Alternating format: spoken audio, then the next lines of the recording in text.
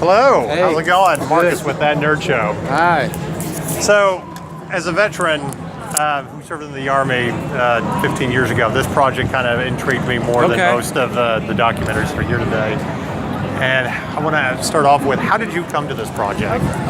Director Alex Sutton was working for the Rural Advancement Foundation, which is basically trying to help farmers adapt. Right. And the median age of a farmer now is about 70.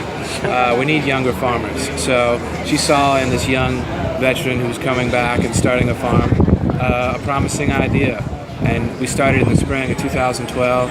We had about 200 chickens, and was really enthusiastic about this idea, and so were we. Okay.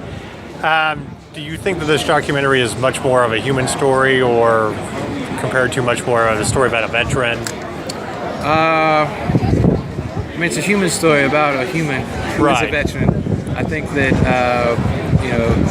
veterans can be pathologized a little bit in our society. Sure. They can be seen as damaged people or flawless heroes, but we seldom think of them in between as just people who are trying to come back. And there seems to be a big misconception that as soon as they come back from war that they're going to be perfectly okay. Right. And all of that. Right. What is that? Where does that come from? Right. What was your experience? Well, I personally didn't see a lot of what I had a lot of friends saw overseas and stuff, but I think that we're getting into an area that a lot of people don't fully understand. Yeah. And there's a great divide between the civilian military population, and especially the military family population. Right. Who is, that's the biggest support network, and you see that in the film with Jessica Sutton. Right. That comes through that she is in fact the rock, the thing that's his recovery. It's not the farm, as so much as it's the person who loves him unconditionally. Is this film in a way of showing more about the support group that people have that kind of get overshadowed by the people that are having the problems? Of course, yes, I think so. I think when people have seen this film, it's been a very tense experience for them, right? And that's by design. We want the proximity to be closed between you and Alex, what it is to live with someone. Right. And how that plays out. You see the quietness and then seemingly normal, right, anxieties about being a dad. But then that's paired with, what is someone who's seriously struggling to maintain normalcy, and how there is a non-linear path. I think that's what, more so than people instantly getting better, I think what we try to present here is that it's really a non-linear path back to a new place. Sure. You can come back, you just can't come back all the way, right? Did you guys set out to have political commentary on this? This film by design is as apolitical as we can make it. We wanted to make it about this service, about Alex, about veterans at large. Right. We, by design, apolitical as we could make it. But you're going to have a little bit of that because of the subject matter. Of course, and there's going to be people who feel, that slighted by, Alex or our depiction of Alex. It's a very charged arena, military and mental health. We're stepping into both of those things. Well, without intentionally, trying to make commentary, and as you said, make it as apolitical as possible. What do you think this film really does say to politicians and the people that don't really get it? Sure. If anything we want to put towards a question, and how well are we doing when it comes to both understanding the people who fight our wars and healing the people who fight our wars. Okay. And, state it as strongly as we can so that when people leave and 2 days later they're still thinking about it, how are we doing? Right. We're not interested in having a talking head come on and tell you that we're absolutely failing our soldiers. That's too easy. I think we're interested in challenging people to come to that conclusion. And if the discussion around it does veer into the political, and there is someone in an elected office that feels compelled to do something, we want to propel that. We want to help that discussion along, because frankly, it's missing right now. Right. People are pretty ambivalent about what's happening, and what's happening is pretty shocking. Okay. Well, thank you very much, and good luck with the film. You're welcome. Thank you. Have a great night. And You too. Coming? I will. I have the screener at the house. Okay. Yeah, no. Let me know what you think, for real. Okay. I appreciate that. I mean, I got a lot of veterans that I want to see this film too. okay. So.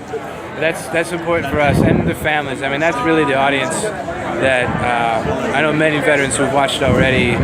It's too close to home, the experience. But kind of in a good way too. In a good way. They're glad it's being represented, but it's not something that they want to watch again. Right. Like Schindler's List. Right. Yeah. I mean, that's understandable. Right. Cool. Thank you. Thank you. You have my contact info?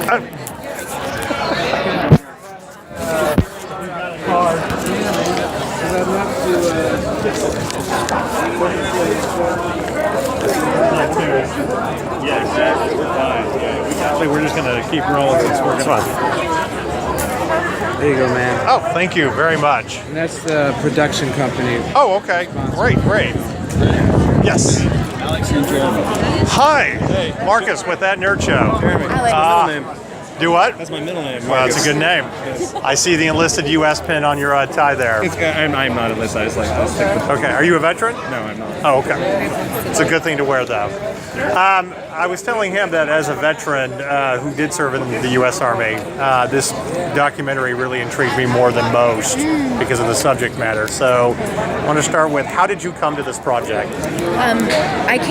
We came to know Alex Sutton because I was working in farmer outreach, and I had done a radio story about a veteran going into farming that had seeded itself in my brain. So when I met Alex and saw that he was a recent veteran going into farming, and I was very interested in learning film, I thought this will be a great short story. We'll just work on it a few months, And it turned out to be much more than a short story. Much longer. And then our producer DL connected me to Jeremy, who was working on very long-term photography work on veterans.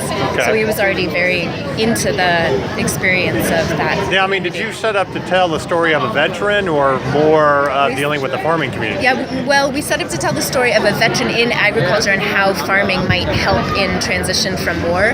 But in our brains early on, it was a very simple, quick story to tell. Give them shovels and everything will be okay. Because there was a real movement, especially in the new farm bill, to get special grants for veteran specific funds. Right. Yeah. So there was a movement, and we were just curious. It sounded like a good 1% of the population is veterans, 1% of the population is farmers. Right. Lots of farmers are retiring. We're having this massive population of hardworking, physically fit, used to getting up early people coming back who are looking for jobs, right? Home, because jobless rate for veterans is 25%. Yes, it is. It seemed in some ways like our this could be perfect, right? Right. But it's but farming is really, really hard. Right. So it's not to say it doesn't work, but just kind of to take a look at how some veterans were adapting to farming and whether it was a good thing or not a good thing or a bad thing, just wasn't working. Right. Now, I'm assuming that getting into this, there was a lot more that you learned about, PSTD, the farming community and all that. I mean, what are some of the things that you learned out of this? Well, I think one of the biggest and most humbling things we learned is the use of off-label prescriptions to treat PTSD, right. And that there is a cocktail that happens that nobody has ever studied. There's no research or data on what taking 15 different meds for PTSD does to someone, right. For their identity, for their long-term health. I mean, that I had no idea about that. Maybe a little bit of kind of misdiagnosis too, and how to. Yeah, misdiagnosed. They're just it's a stopgap. They're giving people antipsychotics in a war zone. Is that a good idea? I don't know. It doesn't seem like it would be. And part of what we talk about with the film is some of the things that happened to Alex when he's in Iraq. He's taking all these medications, and he can barely stay awake. Did you ever talk to any Army doctors or people like that? Not on camera, but we had a huge group of people as consultants, VA medical people. Kind of what their procedures are of how to handle this. Yeah, and to make sure we were not because we were reading medical records and reports and stuff. stuff, and we're smart enough to get some of it, but but taking some of the information and be like, all right, am I reading this correctly? Right. Is this saying what I think it's saying? And if not, what So we had some people who were ex-military or even active duty be like, yes, this is that, as well as from the psychological. Now I know this is very much a human story, and that a lot of other things come into play because of this, but and it's not really political commentary, but you kind of make political commentary without really doing it to begin with. What is it that, with that being said, what is it that you're kind of saying to the people that don't understand this problem?